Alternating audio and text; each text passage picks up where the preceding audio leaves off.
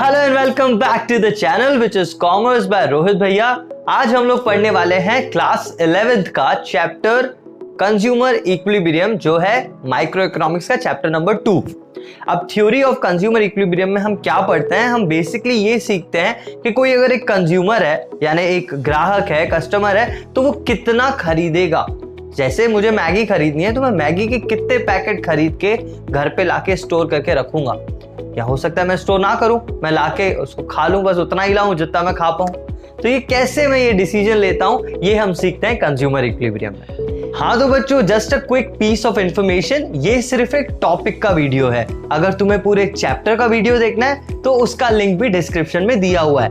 And for notes and उसके PDFs आप download कर सकते हो सीआरबी एप्लीकेशन, जिसमें सारे चैप्टर्स के डिटेल्ड नोट्स तुम्हारे लिए डाउनलोड के लिए अवेलेबल हैं। तो जल्दी से डाउनलोड करो एप्लीकेशन और कंटिन्यू करो इस वीडियो को। तो हम इसको हाँ तो बच्चों, अब आगे बढ़ते हैं और पढ़ते हैं law of diminishing marginal utility.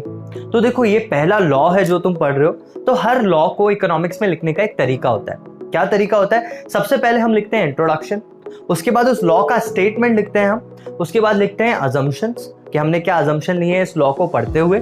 उसके बाद हम बनाते हैं स्केड्यूल या शेड्यूल, जो भी तुम टेबल को बोलते हो, ये टेबल बनाते हैं अपन, जिसमें न्यूमेरिकल्स होते हैं, जिसमें नंबर्स होते हैं। इस टेबल के बाद बनता है ग्राफ, उसके बाद बनता है उसके बाद आता है एक्सप्लेनेशन उस ग्राफ का और उस टेबल का या शेड्यूल का एक्सप्लेनेशन आता है। उसके बाद अगर कंक्लूजन है तो कंक्लूजन आता है। तो ये एक तरीका होता है इस लॉ को लिखने का। ठीक है, अब अपन पढ़ रहे हैं law of diminishing marginal utility. मैं तुम्हें इसका इंट्रोडक्शन बताता हूं। तो भाई, law of diminishing marginal utility दिया था H.H. गॉसन ने। ठीक है, अब H.H. गॉसन ने ये लॉ दिया था, तो उसका लॉ का एक और नाम है गॉसन्स फर्स्ट लॉ ऑफ कंजम्पशन। ठीक है, इस लॉ को law of diminishing marginal utility को गॉसन्स फर्स्ट लॉ ऑफ कंजम्पशन भी कहते हैं। अब ये हो गई बात। अब अपन आगे बढ़ते हैं और समझते हैं कि क्या स्टेटमेंट है इस लॉ का, लॉ बताता क्या है। तो देखो, बहुत सिंपल टर्म्स में अगर मैं तुम्हें बताऊं तो हमने अभी देखा था ना कि ग्लास ऑफ वाटर का मैं कंजम्पशन कर रहा था। तो यार देखो, समझो वैसे ही बाहर से मैं आया हूँ थका हारा और मेरे पास 6 ग्लास ऑफ वाटर हैं। ठीक है, मैंने जब पहला ग्लास ऑफ वाटर पिया तो मुझे उसने कुछ यूटिलिटी दी। ठीक है, ये यूटिलिटी मेरी मैक्सिमम यूटिलिटी होगी, क्योंकि मैं प्यासा आया था और मैंने 1 ग्लास पानी पिया।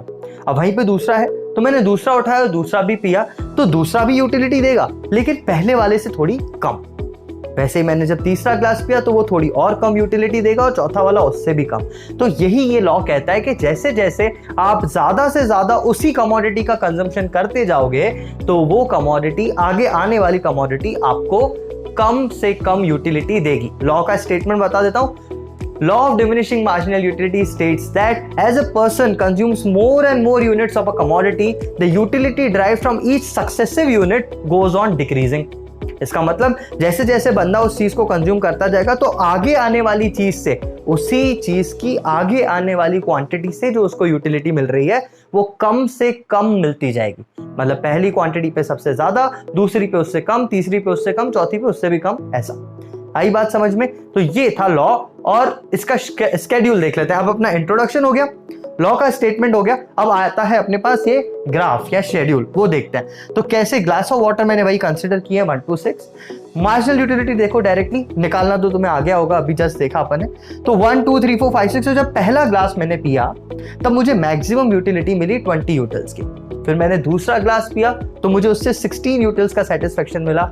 उसके बाद वाले ग्लास से 10 यूटिल्स का, उसके बाद 4 यूनिट्स का, उसके बाद 0 यूटिल्स का, उसके बाद -6, क्योंकि 5 तक पेट भर चुका था।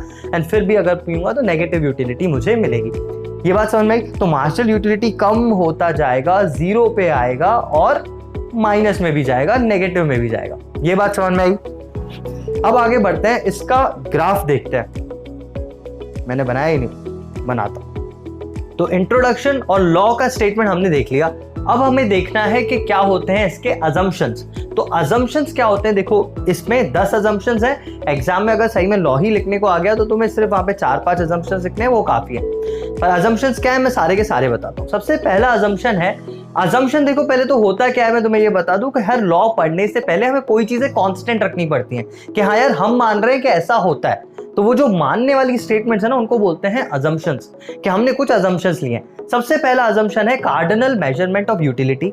इसका मतलब जो यूटिलिटी, जो सेटिस्फैक्शन की मैं बात कर रहा हूं वो मेजर किया जा सकता है, तभी तो 20 यूटिल्स यहाँ पे लिखा है ना, क्योंकि वो मेजर किया जा सकता है यूनिट्स में, पहली बात। ठीक है, दूसरा है मॉनिटरी मेजरमेंट ऑफ यूटिलिटी, मतलब आप यूटिलिटी को मनी में भी मेजर कर सकते हो।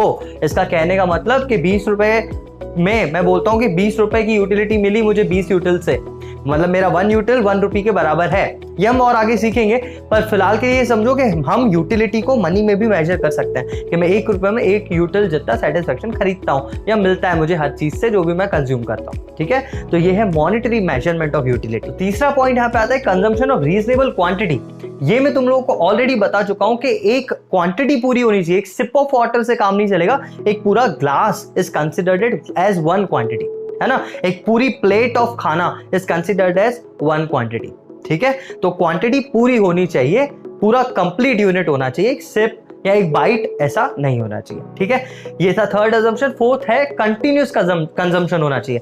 इसका मतलब आप ये ग्लास पी रहे हो, उसके जस्ट तुरंत बाद आप दूसरा पी रहे हो और उसके तुरंत बाद तीसरा पी रहे हो। ऐसा नहीं एक पहला ग्लास आपने सुबह पिया था, दूसरा शाम को पिया, एक रात को पिया, ऐसा नहीं। कंटिन्यूअस कंजम्पशन होना चाहिए। एक आपने क्वांटिटी खाई, कंज्यूम की, उसके बाद जस्ट उसको खत्म किया और दूसरी पे आप आए, तो उससे कम सेटिस्फेक्शन मिलेगा, ये बात हो रही है यहाँ पे। तो यहाँ पे होना चाहिए कंटिन्यूअस कंजम्पशन। चौथा पॉइंट ये था। पांचवा पॉइंट है नो चेंज इन क्वालिटी। पहला जैसा पानी का ग्लास था दूसरा पानी भी वैसा ही होना चाहिए, तीसरा भी वही। पता चला पहला खारा पानी है फिर मीठा पानी, ऐसा नहीं चलेगा भाई।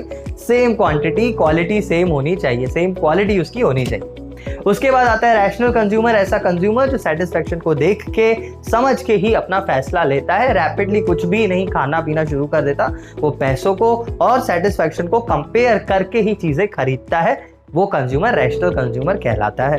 उसके बाद आता है इंडिपेंडेंट यूनिट्स। इंडिपेंडेंट यूनिट्स का मतलब हर यूनिट को इंडिविजुअली कंज्यूम किया जा सकता है। एक ग्लास ऑफ वाटर खुद में एक इंडिविजुअल यूनिट है, दूसरा glass of water individual unit है। ऐसा नहीं है कि दोनों को मिक्स करके ही हमको पीना पड़ेगा, तो इंडिविजुअल यूनिट्स है ये।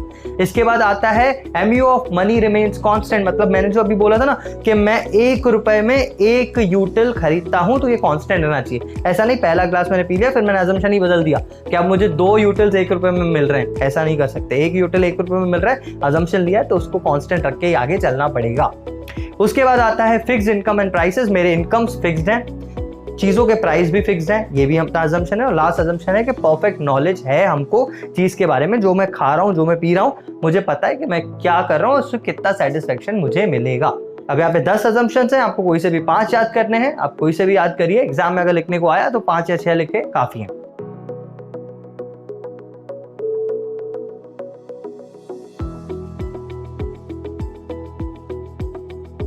अब ये थे assumptions। अब आते हैं अपन स्केड्यूल पे। तो ये रहा स्केड्यूल, सेम स्केड्यूल है जो अपन ने ऑलरेडी सीखा है। सेम क्वांटिटी है यहाँ पे 1 2 3 4 5 6 ग्लास ऑफ वाटर। यहाँ पे है मार्जिनल यूटिलिटी के पहले ग्लास से मुझे मिली 20 यूटिल्स की, फिर 16 यूटिल्स की, फिर 10 यूटिल्स की। चौथे ग्लास से मुझे मिली 4 यूटिल्स की, 5वें ग्लास से 0 यूटिल्स और छठे ग्लास पे -6 यूटिल्स। तो ये सेम टू सेम ही रहेगा। ठीक है, ये मतलब सेम। आप कोई सा भी स्केड्यूल बना सकते हो, आप एमयू कुछ भी ले सकते हो, बस वो डिक्रीजिंग होना चाहिए, 0 होना चाहिए और नेगेटिव में भी आना चाहिए। कुछ भी नंबर्स लो चलेगा। ठीक है, आई बात समझ में। तो ये मार्जिनल यूटिलिटी का स्केड्यूल हो गया, टेबल हो गया, अब इसको जो भी बोलो। तो ये एक टेबल बनाया अपन ने। अब उसके बाद बनाएंगे अपन उसका ग्राफ। तो ग्राफ बनाना बहुत इंपॉर्टेंट है और ग्राफ को लेबल करना भी इंपॉर्टेंट है। जैसे मैंने यहाँ पे ये वाई एक्सेस और एक्स एक्सेस नहीं लिखा, ऐसी गलती मत करना, सब कुछ लिखना। ग्राफ जो होता है वो वेल लेबल्ड होना चाहिए, अच्छा लगेगा। आपको वाई एक्सेस लेना है, वहाँ पे मार्जिनल यूटिलिटी लेनी है, एक्स एक्सेस पे आपने लिए यूनिट्स, और ये आपने बिल्कुल पॉइंट करके बनाया है आपने कि पहले यूनिट पे 20 यूटिल्स था तो आपने ये पॉइंट लगा दिया, unit 1 utils 20, unit 2 utils 16, unit 3 utils कितने हैं 10, यूनिट 4 यूटिल्स 4, यूनिट 5 यूटिल्स 0। तो ये आपको बिल्कुल मार्क करना है, एक एक पॉइंट यार अच्छी तरह।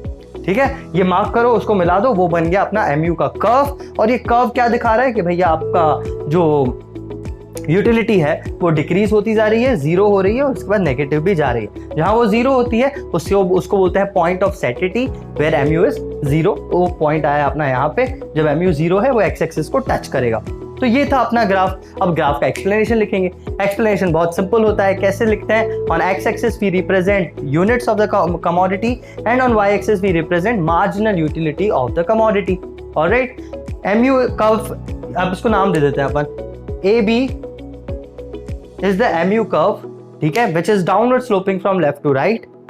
MU curve initially decreases at a decreasing rate and reaches to 0, which is point of satiety. After which, if the person increases the consumption, MU becomes negative and the curve goes below x-axis. या curves goes into negative. ठीक है, हो गया, बस यही explanation था। अब यहाँ पे अपने को जो लॉ ने बोला था कि भाई जैसे जैसे आप ज्यादा खाते जाओगे तो यूटिलिटी डिमिनिश होती जाएगी, वो हमने कर्व और स्केड्यूल के थ्रू प्रूफ भी कर दिया। हो गया, इसका कंक्लूजन लिखने की जरूरत नहीं, एक्सप्लेनेशन में कंक्लूजन है। ठीक है, तो बस हो गया, ऐसा ही था, यही था पूरा का पूरा लॉ। तो ऐसे ही लिखना है। एग्जाम में अगर आपको लॉ लिखने को आए तो आप बस ये चीजें याद रखना कि आपको पहले इंट्रोडक्शन, लॉ का स्टेटमेंट, अजम्पशन, ये अपना टेबल, ग्राफ का एक्सप्लेनेशन और कंक्लूजन, ये सारी चीजें आपको लिखनी है। ऐसे ही एक लॉ को लिखा जाता है। तो I hope law of diminishing marginal utility तुम्हें समझ में आ गया होगा। अब इसके बाद नेक्स्ट वीडियो में अपन देखेंगे consumer equilibrium in case of single commodity and case of double commodity. ठीक है, तो यहां तक इतना ही, हम मिलते हैं नेक्स्ट क्लास में।